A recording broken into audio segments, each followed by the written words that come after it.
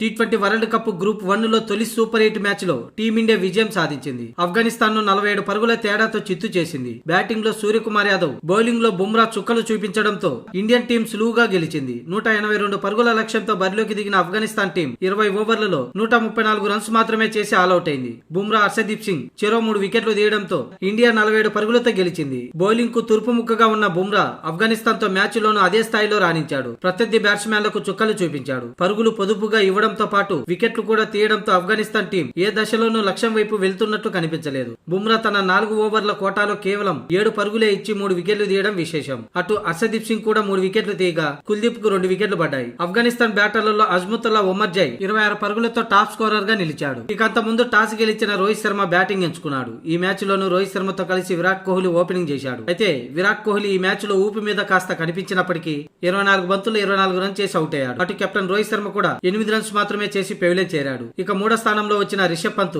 11 బంతులు 20 రన్స్ చేసి పర్వాలేదనిపించాడు. తర్వాత వచ్చిన శివన్ దుబే 10 పరుగులే చేసి పెవిలియన్ చేరగా హార్దిక్ పాండ్యాతో కలిసి సూర్యకుమార్ యాదవ్ ఇన్నింగ్స్ ను ముందుకు నడిపించాడు. ఈ ఇద్దరు ఆఫ్ఘనిస్తాన్ బౌలర్లకు చుక్కలు చూపిస్తూ పరుగులు వరద పారించారు. సూర్యకుమార్ యాదవ్ 28 బంతుల్లో 5 ఫోర్లు 3 సిక్సర్లతో 53 పరుగులు చేసి అవుట్ కాగా హార్దిక్ పాండ్యా 24 బంతుల్లో 3 ఫోర్లు 2 సిక్సర్లతో 32 పరుగులు చేసి చివర్లో అవుట్ అయ్యాడు. అయితే చివర్లో అక్షర్ పటేల్ 6 బంతుల్లో 12 పరుగులు చేయడంతో 8 వికెట్లు కోల్పోయి టీమిండియా 181 పరుగులు చేసింది. ఇక ఆ లక్ష్యాన్ని ఛేదించే క్రమంలో ఆఫ్ఘనిస్తాన్ 10 వికెట్లు కోల్పోయి 134 పరుగులే చేసింది. మొత్తానికి సూపర్ 8 లో టీమిండియా సూపర్ హిట్ కొట్టింది.